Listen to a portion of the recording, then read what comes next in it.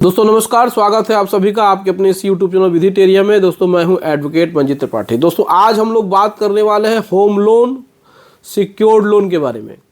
अभी तक तो हमने बहुत सारे वीडियोस बनाए अनसिक्योर्ड लोन पे, अब हम लोग बनाते हैं कि सिक्योर्ड लोन और होम लोन, बिजनेस लोन, इनका सेटलमेंट होता है कि नहीं होता है। बहुत सारे लोग कन्फ्यूज़न में रहते हैं, बहुत सारे लोग प्रश्न पूछते रहते हैं कि सर हमारा होम लोन है, हमको सेटलमेंट करना है, क्या हमारा सेटलमेंट संभव है।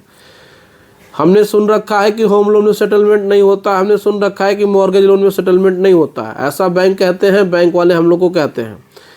हमारी अब हालत नहीं है कि हम पैसे को दे सकते हैं, लेकिन हम ये चाहते हैं कि हमारा सेटलमेंट हो जाए। तो इस पर कृपया प्रकाश डालिए। तो देखिए, सबसे बड़ी बात ये है कि पहले जानते हैं कि सेटलमेंट किन परिस्थितियों में होता है। सेटलमेंट का मतलब ये होता है कि भाई अब आपके पास पैसा बिल्कुल भी नहीं है, आप चाहते हैं कि पैसा कुछ दे करके अपना पिंड छुड़ाया जाए, बैंक वालों से अपना पीछा छुड़ाया जाए। लेकिन मैटर यहाँ पर कुछ और आके फंस जाता है, टेक्निकल फंस जाता है। अब देखिए क्या है कि आपने अपना मकान, ज़मीन, दुकान या कोई भी ऐसी प्रॉपर्टी आपने बैंक के पास बंधक रख करके लोन लिया है जिसमें कि आपकी प्रॉपर्टी की वैल्यू ज़्यादा होती है, लोन की वैल्यू कम होती है।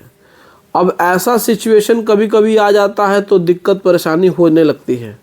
अब मान के चलिए कि आपके प्रॉपर्टी की वैल्यू 40 लाख है, 50 लाख है और लोन की वैल्यू 10 ही लाख है।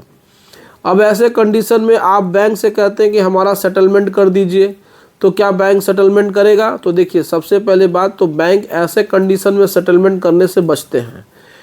इसलिए बचते हैं क्योंकि वो कहते हैं कि भाई देखिए, आपकी जो प्रॉपर्टी है उसकी वैल्यू ज़्यादा है और हमारे लोन की वैल्यू कम है। हम पहले अपनी प्रॉपर्टी को सेल करेंगे, ऑक्शन करेंगे। अगर ऑक्शन में नहीं बिकता है तब हम आपके साथ सेटलमेंट कर लेंगे। लेकिन आप उनको ये भी कह सकते हैं कि हमारी प्रॉपर्टी की वैल्यू को आप नीचे नहीं ला सकते हैं। आप प्रॉपर्टी को हमारे लोन के वैल्यू के बराबर नहीं बेच सकते हैं हमारा वैल्यूएशन कम करके। अगर वो ऐसा वैल्यूएशन कम करते हैं तो आप उनके खिलाफ रिट फाइल कर सकते हैं, क्योंकि रिट फाइल करना वैल्यूएशन के आधार पे ये लोन की कैटेगरी में नहीं आएगा। आप कोई स्टे नहीं मांगने जा रहे हैं, आप इसको चैलेंज करेंगे आर्टिकल 226 में अपने हाई कोर्ट में कि भाई हमारी प्रॉपर्टी की वैल्यूएशन ज़्यादा है और ये हमारी प्रॉपर्टी की वैल्यू कम में बेच रहे हैं, जिससे कि हमको बहुत सारा आर्थिक नुकसान हो रहा है। तो ऐसे कंडीशन में भी आप बैंक के उस ऑक्शन को चैलेंज कर सकते हैं। सेटलमेंट किन किन कंडीशन में होता है मैंने बहुत बार अपनी वीडियो में बताया हुआ है, लेकिन आज एक बार फिर से आप सभी को हम बता देते हैं।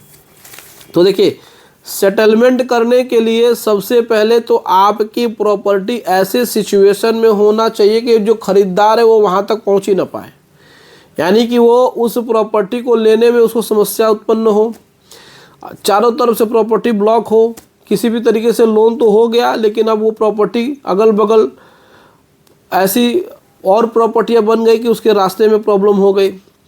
प्रॉपर्टी डिस्प्यूटेड हो सकती है।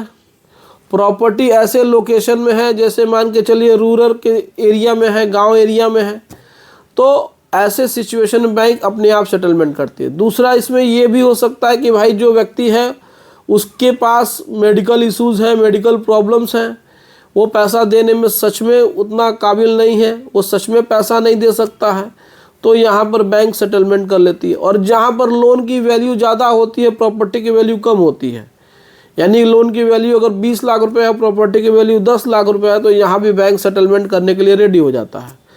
तो ऐसे तमाम तरीके की चीज़ें हैं और गाइडलाइंस हैं जिसके आधार पर होम लोन में भी सेटलमेंट होता है।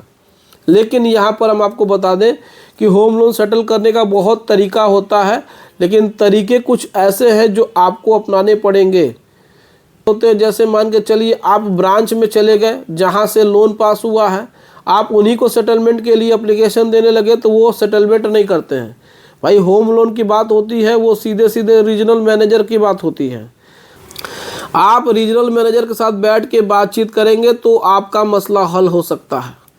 आप रीजनल ऑफिस में जाकर एप्लीकेशन दीजिए, आप अपनी समस्या को बताइए कि सर हमारी ये प्रॉब्लम्स हैं और हम इस वजह से सेटलमेंट करना चाहते हैं। तो देखिए आपके आउटस्टैंडिंग में से वो कम से कम 35% तक वेव ऑफ कर सकते हैं। आउटस्टैंडिंग का मतलब क्या होता है, जो मूलधन होता है, ब्याज होता है, प्लस उसमें जो पेनल्टी लगती है, इन तीनों को मिलाकर बोलते हैं आउटस्टैंडिंग। इस आउटस्टैंडिंग में से अगर चाहेगा रीजनल मैनेजर तो 35% तक का डिस्काउंट कर सकता है, यानी कि 100 रुपये पे वो 35% डिस्काउंट कर देगा और 65 रुपये आपको भरने पड़ेंगे।